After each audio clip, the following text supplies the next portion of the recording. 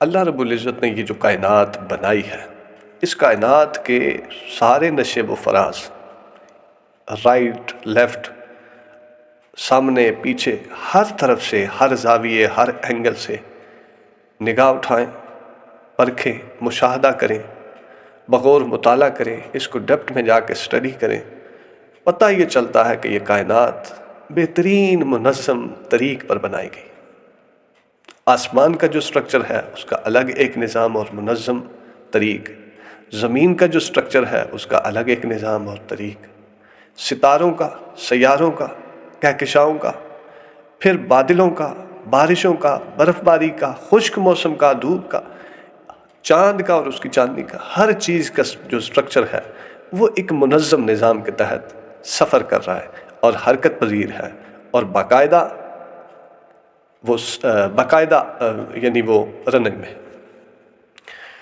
سو تصور کیجئے اور اندازہ کیجئے کہ اللہ رب العزت جس نے اس کائنات کو منظم طریق پر بنایا اور منظم طریق پر بنا کر اس کے نظام کو واضح کر دیا قرآن میں، تو وہ اللہ جس نے آپ کو اور مجھے پیدا کیا، کیا ہمیں منظم نہیں بنایا، منظم طریق پر نہیں بنایا؟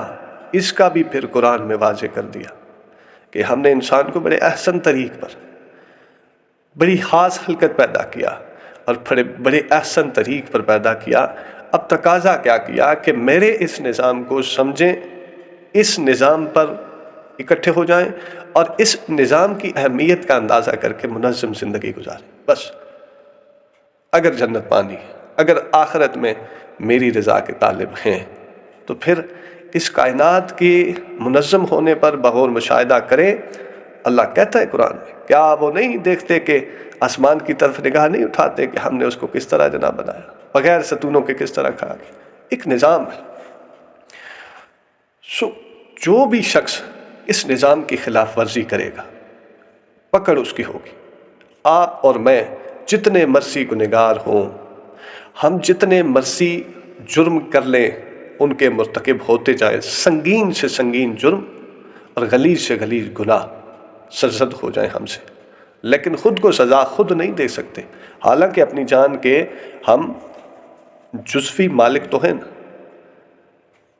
ایک سوابدیدی اختیار تو ہمیں ملا ہے نا اللہ کی طرف سے، ہم کھا سکیں، کھلا سکیں، چل سکیں، پھر سکیں، گھوم سکیں، سو سکیں، حرکات و سکنات، یہ سارا سوابدیدی ایک معینہ وقت تک کے لیے اختیار تو ہے نا۔ اس وقت تک تو ہم اپنے آپ کو پنشڈ کر سکتے ہیں، لیکن نہیں، نظام کی خلاف ورزی ہے۔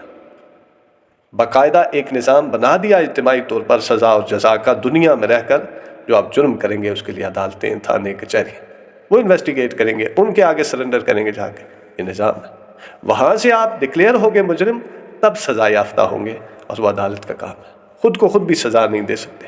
اسی طرح دوران انویسٹیگیشن جو نظم قائم ہے، کوئی پولیس آفیسرز، کوئی انویسٹیگیٹر وہاں پر نظام کے خلاف جا کے اپنی عقل کے گھوڑے دوڑاتا ہے، اور جو اجتماعی نظام بنا ہے اس کے مطابق انویسٹیگیشن نہیں کرتا، اس نے بھی ایک منظم طریق کی خلاف ورزی کی۔ جو انویسٹیگیشن کا نظم تھا اس کو توڑا، اس سے بھی پوچھ گچھ ہوگی۔ اسی طرح مرنے کے بعد اور مرنے سے پہلے وصیت کر سکتا ہے کہ مرنے کے بعد میں گنہگار شخص ہوں، مجھے جلا دیا جائے، بسم کر دیا جائے، سارا کچھ کر دیا جائے، تو کیا اس کی جان چھوٹ جائے گی؟ بلکہ زیادہ پکڑا جائے گا۔ ایک شخص خودکشی کر لے، اپنے آپ کو مار لے، زیادہ پکڑ میں آئے گا۔ کیوں؟ نظم، یہ سارا اختیار اللہ کے پاس ہے۔ جب آپ گناہ کریں گے تو اس کی سزا جزا کا فیصلہ، حساب و کتاب اللہ نے کرنا ہے۔ جب آپ جرم کریں گے اس دنیا میں رہ کر، اس کے لیے نظم ہے، اور وہ نظم پراپر، اس میں کوئی ڈنڈی مارے گا تو ان سے پوچھ گچھ ہوگی۔ یہ سارا سٹرکچر جو ہے نظام کا، اور نظام ہی کے تابع رہنے والے لوگوں کو جنت ملنی، یہ یاد رکھ لیجئے۔